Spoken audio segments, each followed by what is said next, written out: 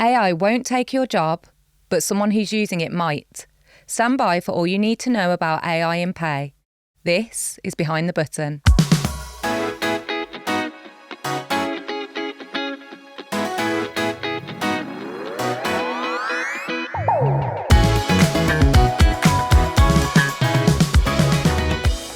Hello and welcome to Behind the Button, the podcast that really lifts the lid on all the things that go on behind the scenes in the world of pay. I'm Laura Murphy, the CIPP's content editor, and I'm joined today by someone who traded neuroscience for software development. Welcome to the show, Steve Elcock. Thank you very much for inviting me. And thank you for being here. I'm really excited to talk to you today about all things AI related. My favourite subjects. I love it. So here on Behind the Button, we like to ask our guests to leave a question for the next guest. And your question is all about, if you had a magic wand, what one thing would you change for the pay professions? Payroll obviously is one of those key sort of areas of running an organisation. It has to be right first time, every time. I think probably, I've recently moved into a new role at Zealous, which is a very well-established payroll company in the UK.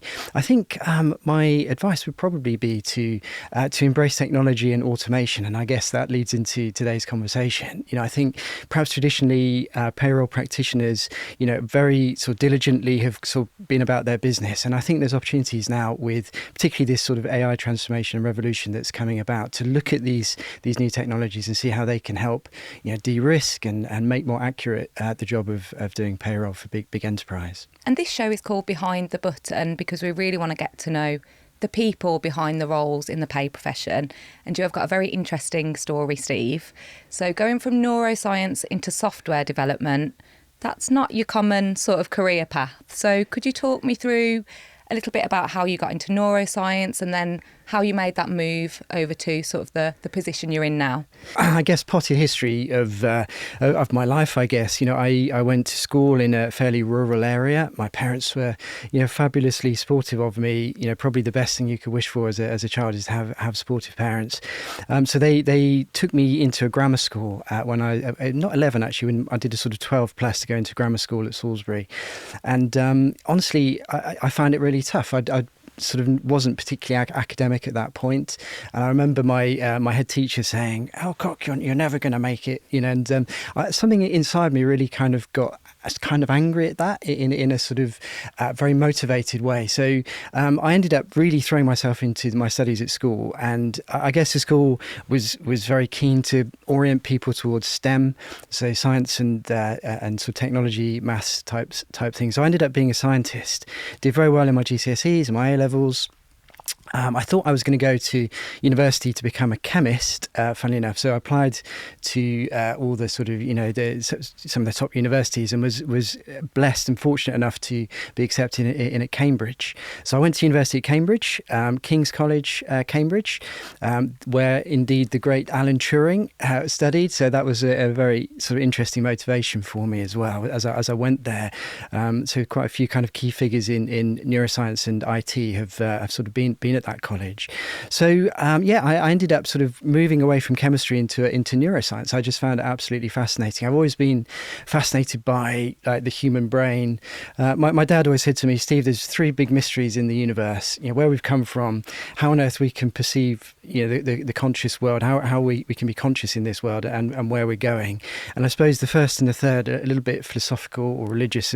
The one in the middle about how we can be and how we perceive and how we're conscious, that always really kind of inspired me, and that was where neuroscience really fired me up, and I've been dead keen on neuroscience ever since. Sadly I read papers and kind of like to stay in on it. It fascinates me, the idea you've got this sort of squidgy bit of sort of tofu like stuff in your brain running on 20 watts of power, and all the fantastic sort of cognition and memory and reasoning that we can do. And I suppose when we move towards AI, so I kind of ended up I guess I've jumped over a few things there, but I ended up in software because I didn't know what I wanted to do at the end of my my university career. So I was fascinated with all these things about consciousness and AI in the brain. There wasn't an obvious place to sort of exercise that. I guess in hindsight, maybe I should have been a doctor or a neurosurgeon or something, but that's for a different sort of parallel life perhaps. But I ended up in software and in consulting particularly. So I applied for PricewaterhouseCoopers, got accepted there, and in those days, enterprise software was the big thing. So it was the big days of SAP and Oracle, and this new up and coming thing called PeopleSoft. So PeopleSoft was an HR and payroll enterprise platform. So I went full guns into that practice at PwC, and that's how I ended up being in HR and payroll software. I had a business. I stayed at PwC 3 or 4 years. Kind of got a bit sort of fed up with the sort of corporateness of it, and founded a consulting business where I then did PeopleSoft consulting sort of for big organizations, and we did HR payroll deployments. And then Oracle in 2006, they acquired PeopleSoft, and it was like, is this going to be the end of this business? So I kind of incubated a software business in that first business, and that became known as Element Suite. So Element Suite kind of formally demerged from my first business, which was called Succeed, in 2017. And then just last year, Zelis acquired Element Suite to make up a sort of overall HR and payroll suite. So kind of a lot in there, but funny, quite an unusual journey, I suppose, to go, from neuroscience in the beginning, to software at the end. And of course, right near the end, we've seen this interesting sort of like full circle for me about sort of coming back to AI and some of my neuroscience roots. So sorry, a bit long-winded, but that's kind of my life story, I guess. Not in a nutshell. long-winded at all. That's absolutely fascinating. And we love that you didn't become a doctor and that you're in our profession, because then we get to talk to you and hear all about these things. So you mentioned within their Element Suite, and I know from watching you on other sort of podcasts and shows that there is a reason behind the name of that. Yeah, I guess, it's funny. It's all part of the neuroscience kind of, if you like, the DNA of what we were trying to do when we thought, okay, we'll perhaps build our own software. So we've been dealing with PeopleSoft. There were lots of great ideas in PeopleSoft. And but I could see that, Oracle were ultimately going to sort of deprecate that technology. So we thought, right, we're going to build this thing. What should we call it? And the elements of Element Suite fundamentally are kind of like objects. I know that sounds a bit weird, but the objects are, software objects, but also, if you think about the universe and how, a scientist might sort of decompose it, I suppose, you've got things, and within things you've got cars, and you've got sort of, you've got items of kitchen appliances and things. So everything can be classified sort of in the world, if you break it down, even in abstract ways. We were thinking about sort of the projects we were running when we were doing PeopleSoft. So you'd have perhaps, resources and requirements and tasks and risks and issues, and they were kind of all abstract objects. So the idea of Element Suite was to sort of, if we start making software from scratch, can we make everything an element sort of the universe? And that element might be a piece of JavaScript code, or it might be a person, or it might be a biography record, or a payroll entity. And linking all that stuff richly together might be a good way of thinking about software. Mm-hmm. And that concept we sort of went through, we really built into the heart of the product. So there's sort of layers of objects which are very sort of technical layers about the software and the APIs and how they all connect together. And there's layers of the software which are more abstract in terms of person and biography and training. And there's other layers which are even more abstract. So things like projects and how you run projects and how you classify tickets and that sort of thing. And all of this comes together in this thing called Element Suite. So I'm glad we did it that way, because now it's becoming quite useful with the AI revolution, because AI likes structure and frameworks to work with, and we can use some of that structure to help us get the best of the AI technology. So both neuroscience and software development seem quite complex and maybe stressful. So I've got to ask, what is more stressful, neuroscience or software development? Oh, software development, definitely. Oh, okay. Yeah, I think so. It's interesting. Maybe it's because you can go in neuroscience. It's a fascinating subject. It's no one really has all the answers. Mm-hmm. I think recently it was on the BBC. Crick and Watson, who they were the people who found DNA. I think it was late 40s, early 50s, something like that. And James Watson died recently, but Francis Crick, he was also someone who studied at Cambridge. They found DNA in the Cambridge labs. He has this theory on consciousness, about it being kind of, waves of how your neurons fire. And I suppose there's more space to sort of learn in neuroscience. I mean, not that there's not in software. I mean, software is changing rapidly, particularly at the moment. But I suppose software is more stressful in so much as, certainly in the world I've lived in, I've always been in a world where there's deadlines and projects and things to hit. So it kind of conjures up a bit more of a sort of stress reaction in me than talking about neuroscience, which I love and very, very passionate about, and can start going off on all sorts of tangents. But no, so it's probably software development more than neuroscience. Oh, okay. I'm quite shocked by that. I would have thought it was the other. Well, luckily I'm not a neurosurgeon, you see. Maybe if I was a neurosurgeon, it would be the other way around. Yeah. Both careers as well are pretty full on. And I want to know a little bit about sort of you, as I said, as a person, Steve. Yeah. So what do you do to sort of unwind in your spare time? That's a great question. So I don't know I found much balance in my life until, more recently. It's been slightly, it's been great to sort of move on from a world over 20 years where I had to run my own business, where the buck stops with you. I mean, certainly I have some big things to do at Zealous, but it's just very slightly different to what it's been for the last 20 years. It's funny, I was just talking to someone earlier that balance in life, I think, is a pretty tricky thing to find. I see it in kind of 4 boxes. I think you've got work, family, health, and maybe something you might call spiritual, something where you can kind of find some meaning that's slightly bigger than yourself.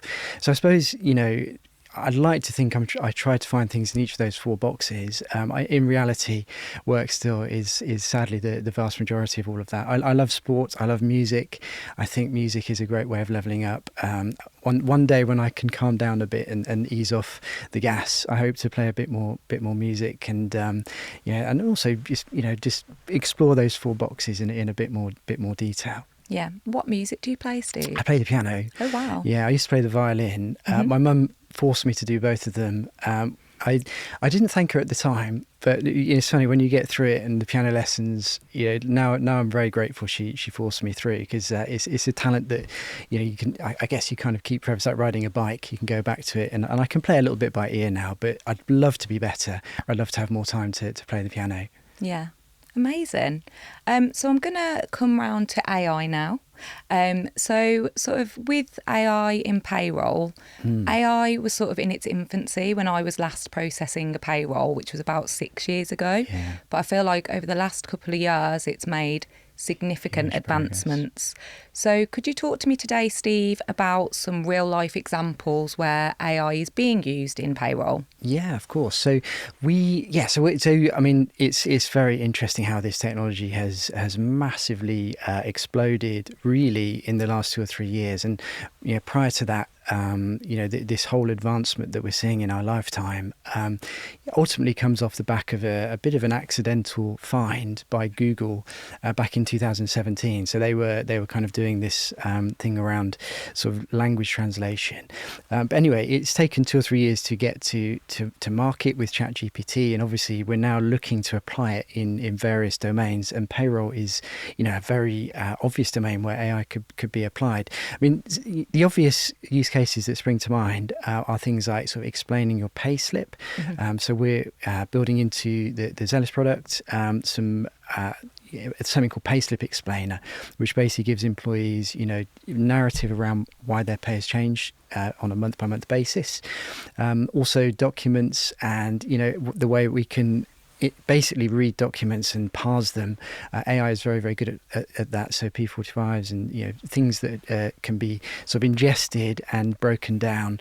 But I think for me, there's so much utility and interesting things that we could do with things like payroll anomalies. So looking for anomalous data. There's so much data in the payroll domain that, it's quite difficult to see the wood for the trees sometimes, especially when you're up against deadlines, and payroll cutoffs and that sort of thing. So yeah, it's I think anomaly detection for me is one of the big areas, and that comes in many forms and many levels. I asked our AI the other day, mainly because Abigail, our CEO, sort of said, I bet it can't can't do this. And we asked about, could we look for signs of modern slavery? And it was incredible how it thought about the problem, and it broke the problem down to look at things like, common addresses, people with, living in multiple, the same address cropping up on records, shifts that are unsociable, bank accounts, obviously, which were sort of, duplicated in the system. And maybe these were signs of modern slavery. So, yeah, I think anomaly detection and, it's a great area where AI can be used to a lot of utility. And you're right. I think it's fascinating what AI is capable of. Unfortunately, that has led to some paid professionals worrying about their job. Where does that leave me if AI is doing all this wonderful stuff? So I think we know that AI is going to change jobs, but how would you recommend that paid professionals upskill themselves and level themselves up now ahead of AI coming in more? Yeah, it's a great question as well. I mean, I think this question probably applies across all professions, but, in payroll, it's particularly important because we must get this right first time, every time, with pay. I guess the first thing to say is that I think there's a fear, and an understandable fear that people have about this technology. And I would say to those people, remember that there is something a little bit human first about AI. And then I'll just kind of unpack that a little bit, because on the face of it, that can sound very contradictory. But I think, let's start with its origination. So AI in its origination, which, by the way, this thing's been around for 75 years. People sometimes forget this, and it's also been a dirty word at various points in the history of AI. But this was, Alan Turing, 1950, can machines think? The term AI was coined, around about 1956 by a guy called John McCarthy in some American conference in Dartmouth, 1957. They said, right, here's a neuron. How would we model a neuron in your brain? And, your neurons in your brain is absolutely incredible. Just winding back to something I said at the beginning, 86 billion neurons in your brain, on average 10,000 connections, you've got 100 trillion synapses. It's almost, it's a miracle that we can perceive and we can have, reasoning in this world. And AI is kind of approximating that now. We're getting to a point where the biggest models have probably, 1 or 2 trillion parameters, which are a bit similar to synapses. And of course, that perceptron, that single neuron that was modeled back in 1957, has just become this sort of huge, these great big trillion parameter models. But I guess without going too deeply back, winding back from that point, it's very human in its technology, and I think people kind of forget that, and it's important because if we understand that, we will know how to get the best out of it. And it's different to normal IT. It's not as the word is in science deterministic. It's not this sort of debuggable binary sort of thing. It will tend to sort of find patterns in a much more sort of probabilistic, and again, these are bad science words, I know, stochastic way, but what that really means is that it's not going to give you the same answer every time. I mean, there are ways you can make it do that, because in payroll, this is an important thing to get it right, and we'll come on to that in a minute. But human first is the key thing I would want people to take away, that it's a very human technology. It's nothing to be afraid of yet, and it has to be used responsibly, and all of those things that I'm sure we'll come on to. But it's not just human in terms of its origination, it's human in terms of kind of what we can ask it to do. So unlike traditional IT, where you have to go and sort of go get your report, your payroll report, written, and it might take 3 weeks, it might take a long time. AI assistants can kind of do things very, very quickly for you over very, very broad data sets in a very generalized way. So the way of thinking about it is a bit like, how would you hire into your payroll department assistants or graduates or interns to help you do a job? And if you can spend time with that intern and kind of teach it about how to think through problems and how to sort of solve general issues around, data anomalies or answering payroll queries or, ingesting documents and exploring how that can be done in a very sort of robust way, you can get enormous utility out of these things. So payroll professionals shouldn't be afraid of this technology. They should be thinking about it in terms of how it could be sort of used to de-risk things that they're doing. Having another another pair of eyes almost, like this sort of AI assistant intern to help you kind of look at things. And that's the way of thinking about it. And I think by thinking that way, bear in mind these things don't get tired. They're 24/7. They can check, as things are coming in, they can give you early warning, before we're approaching pay cutoff of, data problems or data anomalies. Why wouldn't we be using, this sort of extra, superpower ultimately that can now exist in this world of automation to give us more insight and to do a better job in the payroll profession? So that's the way I see it. There are tricky things too. So people often say to me, Steve, why would we trust AI to, do anything with payroll at all? And then I guess the answer to that is partly in what I just said around, well, we're human, we're prone to make mistakes. AI can also make mistakes. But if you train the AI in the right way, just as you would train an intern to check its work, to maybe ask another intern or a more senior intern or even the head of payroll to check the work of that junior person, all of those techniques can be applied. And we would always say with payroll, have a human in the loop to check what an AI is telling you or saying to you or summarising or recommending.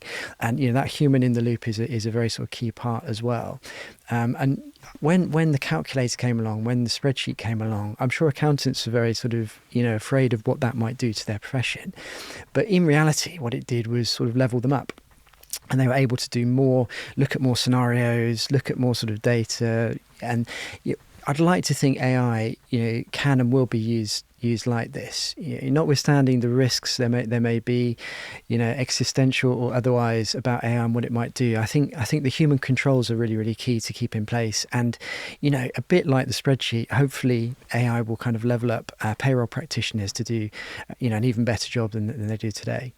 And within that, Steve, you spoke about AI can get things wrong. So I believe that's where it's called like hallucinations. Could you talk us through what that means? Yeah, and in the pay profession, how you can mitigate against that risk? Yeah, no, I mean, it's really the crux of how AI can or should or shouldn't be used in payroll, I think. So it's a very good question. So hallucination, what is a hallucination? I mean, there's a couple of ways of answering that. I mean, I guess the first thing is, I can certainly remember things where I misremember things. Yeah. I can think of scenarios where I've just sort of got the wrong end of the stick, or I've just not recalled things in the right way. So, I mentioned that AI is a very human technology. In that sense, it is very human in that it can get things wrong, and we get things wrong too. Not just things in memory, but things in calculations and things. So a hallucination is where an AI model gets something wrong.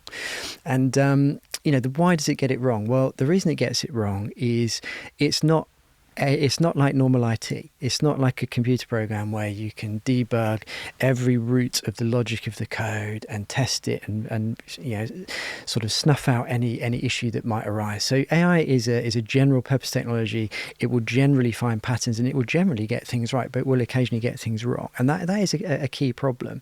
So the question is, what do we do about that, and how should we treat that? So in the payroll world, it's probably worth saying that in AI, there's kind of layers of AI. So you have something called machine learning, which is much sort of older technology, but it's much more deterministic, which means debuggable. So it's much more logical. It's using algorithms that you can test, and you can go back through like traditional IT methods to get it right. So things like the payslip explainer in Zealous, for example, only uses the deep learning, the Gen AI, the very sort of like new stuff right at the end to describe the outputs to the user. But it's actually using very specific deterministic calculations to get all of that data correct before it then goes into answering a human language-like response. So that's certainly one way of tackling it, is by never letting. So you only go down to a certain level with the AI. You don't get it into deep learning layers, which is where you get this problem of hallucination. And if you're using machine learning, almost always that a machine learning algorithm can be sort of made very rigorous and very, very robust. That's one way of doing it. There are other techniques though, and certainly one I'm interested in very. We've developed it with what we're doing with AI is something called AI as judge. So you can let your AI go deeper using these sort of methods that can hallucinate, provided you can get the AI to give us very specific things in its chain of thought. So when it's working through a question, we might say, show me payroll outliers, and in its train of thought, it would need to think about what a payroll outlier actually is. So it might say, okay, this is someone who's got 10% change since last, and so we can see in that chain of thought what it's used exactly for its reasoning, and then we can ask it, well, how would you write the structured query language, the database query, to find out that thing, and please can you write it kind of in a scratch pad. So all along the way, the AI is kind of making small jumps towards getting its final answer, but all of those small jumps we can check and measure. And so what happens then is an AI as judge, which is another AI, can look at those steps and say, okay, those steps of thinking are the right way of thinking about it, are exactly what the standard company approved way of doing this calculation or this task is. So when you use this technique of AI as judge, you almost completely eliminate the risk of hallucination, provided it's set up the right way. And I think that's again a challenge, because people perhaps sometimes don't understand how to set those things up, and there's of course risk in people not forcing the AI to kind of think through the thing in a very sort of chain of thought type way. But we found that that's an incredibly effective way of taking hallucinations out of the picture, because every stage of what it's doing can be checked and made very, very specific, almost like sort of marking homework with a point scheme, if you see what I mean. I mean, in exams you used to have 20-point questions, and you almost have to click, right, okay, I've got all of the parts of that correct, and that's how we can get AI to think when it's answering questions. Yeah, it's so fascinating. And I really like what you said sort of a little bit earlier on about AI is human first. And I know sort of a lot of the conversations we have are around AI will never replace certain human emotions and feelings. So, like judgment, empathy, which when you're dealing with something as emotive as people's pay, you need to show those traits. So do you agree with that notion that AI will never fully replace humans because of those sort of personality traits? I totally agree with that. I might agree with it for different reasons, but I agree with it because I think that in life, and again, this is almost a bit philosophical. It's funny, the whole subject of AI almost asks you to think a bit more widely about life, actually. So, my stepson is learning AI at the moment, and you'd think they start them off with IT, but they actually start them off with philosophy, maths, and then neuroscience is a key part of that, and then they get them onto the sort of IT side of things. But philosophy of this, I think we in life we see things at a sort of certain levels. So we have all of our data in the world, our payroll data.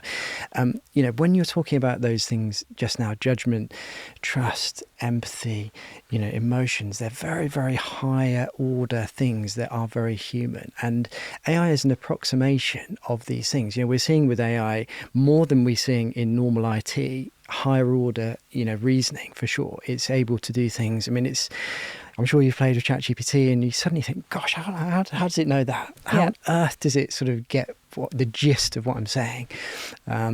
There's a guy, without going too deeply into it, because he's a techie guy and I could get into a techie conversation, called Andre Karpathy, and he was Tesla's chief AI scientist, working for Elon Musk. That must have been a tough gig. Anyway, he's one of the founders of OpenAI, but he came up with something earlier in the year called vibe coding that you might have heard of. So this is where software developers can kind of almost tell the AI the kind of thing they want to code, and it gets the vibe. So the concept of a sort of a vibe or a gist, or it gets what I'm trying to say. We've never had that before in technology and automation. So we definitely have that. But in answer to your question, I don't think we are anywhere near this sort of higher order things, and we can go very high at that point. It's interesting. It's a philosophical point, I think, about as humans, we have things that are very, very sort of higher order. I think that technology, I think, will always struggle to attain. In our brains, we have certain centers. So the amygdala in your brain deals with emotion, and your frontal lobe with higher order reasoning and things like that. AI is kind of taking us up a few levels, but I think it won't ever take us up to those very deeply human things, as you talked about. Trust, emotion, relationships. Just this whole idea of building relationships. How you do that. It's a very human trait. I think AI will never get there. Yeah. And I know certainly myself, when you want to talk to somebody maybe about money or something like that, you do want to speak to another human and not necessarily a bot or anything like that. So I think there'll always be a place for humans in payroll. It's true. I do think there's a demographic aspect of this as well as a sort of personalisation aspect. So certain people will be more or less happy to speak with technology, but I think younger generation, they are becoming more sort of adept or used to speaking with sort of AI agents, and I don't know whether that's a good thing or a bad thing. It's just maybe a technology and a demographic thing as well. But I always see there being a place for human, particularly in something like payroll, which is so important, so emotive. Pay is a key thing about worth and well-being and utility in the workplace and in life. So having that human sort of in the loop and the human oversight of it is really key. AI is never going to replace that. And that's really reassuring for our audience who might be working in the pay professions, who are thinking, is AI going to take my job? Well, yeah, no. And I think, just to that again, I wonder whether there's this aspect of, there'll be more focus and, importance on those higher order things, because AI is taking away the mundane chore of having to sort of review 300 lines in a spreadsheet or something like that. Instead you're looking at the kind of more important transformational, relational type things that are higher order. And I think AI asks us all in whichever profession, particularly payroll, to level up. And look at those aspects of things rather than the sort of mundane humdrum of checking and data low level things. Yeah, I like to think that AI will make payroll more exciting because, as you say, people can focus on that real value add side of things, as opposed to, like you say, the repetitive, monotonous checking side of things.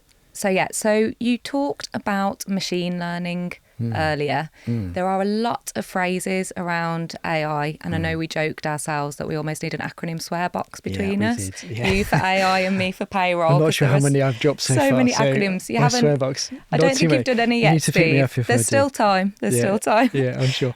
So I was just wondering, you touched upon machine learning a little bit, but could you talk to me about predictive AI, because that's one of the terms we see bandied around quite a lot. So predictive has been a field of AI for a very long time, and actually predictive can be done through machine learning and can be done through deep learning and can be done through Gen AI. So the bottom three sort of layers of that sort of big model can actually be achieved by very many different methods. So predictive is about, if I see a pattern, how can I sort of future predict what that pattern is? But where Gen AI particularly, so this sort of like real nugget right at the bottom that's come through is very, very powerful, is that those patterns can be recognized over huge data sets. So whereas previously with machine learning or even deep learning, it would be difficult for it to recognize anything other than sort of fairly local sort of patterns, or fairly patterns that sort of don't go far back too much in history or across too much breadth in data. Gen AI methods can really look at things over very, very broad data sets, and that's where it's different. So predictive, very important in payroll because we can start to look for trends. Time series forecasting is a big area of AI right now. So what can we forecast and how can we see it from the data trends that we have? And we probably will see things we've not seen before, and that's why it's quite interesting in payroll, because we probably quite narrowly think about what causes what's causing our change of turnover, our change in sort of bonus payments this month, and is it to do with we traditionally will look at the short range things, and it may well be that we can see much broader with AI. We can look at things like performance measures, or how much someone's been trained, or possibly manager sort of traits or behaviours. Are they causing issues actually in the payroll forecasting going forward? And that's something I'm quite interested in right now. We're doing a lot of work on looking at big data sets with Zealous and what we can spot with those data patterns. Yeah, and of course in payroll we get so much rich data, which I think in the past maybe hasn't been used in the most effective way. And I feel like we are seeing more change in that space, which is great, and can help with wider business decisions. Yeah, no doubt. I mean, payroll is a goldmine of information, a very rich data space. It's only one of the reasons I'm enjoying myself in my new role. There's lots of really high quality data in payroll, and of course we have to look after that in all the usual ways, ensuring we're keeping it safe and GDPR and all of those type of things, but actually using sort of advanced data analytics techniques, particularly using AI. I think there's an awful lot of value and utility that we can sort of bring through to help people do a better job, help businesses really augment their workforce, and encourage people in all the right ways, in motivational ways through payroll. Okay, I'm going to throw another term at you. So this one is natural language processing. Mm-hmm. Could you tell our audience a little bit about what that means? Yeah, so natural language processing. So yes, natural language processing has been around again for a while. If we go back to our 4 layers of our onion: AI, machine learning, deep learning, and Gen AI. So natural language processing is probably in that outer layer. It's been something around for ages. The first example of it was something called, I believe, Eliza, which was this chatbot back in the 60s. So they were trying to sort of do chatbots where you could sort of ask questions in this natural way, and even the Turing test, which I mentioned Alan Turing earlier. One of the great influences of, right back in history. The Turing test says, can we distinguish a human from an AI? And that's, quite an interesting challenge because of all those things you mentioned, empathy and trust, and, how can we sort of really dissociate those things? Interestingly, there are certain tests where AI does now pass the Turing test on things like sort of maths and interactions. It's interesting how AI has become very powerful in that regard. But natural language processing is effectively using human language to interact with the AI. So, and instead of using, a computer interface or having things behind a button or something like that, where we're asking code to execute or AI to kind of do things, it's asking a question in a very human-like way, and for the AI to be able to sort of answer it back. And it's become very, very good at this with the Gen AI revolution. So ultimately, it's asking questions in a human way and getting a human-like response. And AI picks up, because of the vast amount of information it's got from the internet. It knows languages, it can translate them incredibly well as well, and that's the other interesting thing. So we had a challenge recently about converting a load of payroll policy into Welsh, and AI is very, very good at language translation, because it was Google who did this as this accidental sort of find in 2017. It was a translation problem they were trying to solve at the time, which they had no idea was going to be so powerful as a technique. So ultimately, it's interacting with AI in a human way. So I'm going to end on a bit of a philosophical question, Steve. So do you think understanding the brain has made you more patient with people or not? More patient? That's a good question. Has it made me more patient? It probably hasn't made me more patient. No, it's a great question. That I wasn't expecting the word patient, actually. But so I'm a fairly impatient kind of guy anyway. I like to get on with things. I like to see things quite intuitively, and often people say to me, Steve, you need to stop, you're over here and you need to take people with you. And that's one of my sort of almost self-reflection sort of areas I need to work on, is to sort of educate and bring people along the journey very well. So I'm naturally quite impatient. I mean, understanding the brain, I guess, definitely helps. People have different characteristics. There's different ways in which you could or should communicate in different scenarios. Of course, all of the personality tests and Myers-Briggs and colours profiles and all those things kind of help. They're not exactly neuroscience, but they're kind of models that I suppose help you understand people. So I don't think understanding the brain has made me more patient. I think it's helped me, however, with my appreciation and understanding of AI, undoubtedly, because I do think there's something deeply mysterious and philosophical about AI. You have to, not be overly concerned, because you have to take this human sort of first view of how to understand AI, and I think you also can look at ways of mitigating the risks of it in a human way, as if you would have someone checking your work. So, yeah, not more patient, but perhaps more kind of broad in the way I understand life. Yeah. I'm going to sneak in one last question, if that's okay, Steve. So anybody watching or listening today who wants to go and find out more about AI and specifically sort of how that impacts payroll, what one piece of advice would you give them?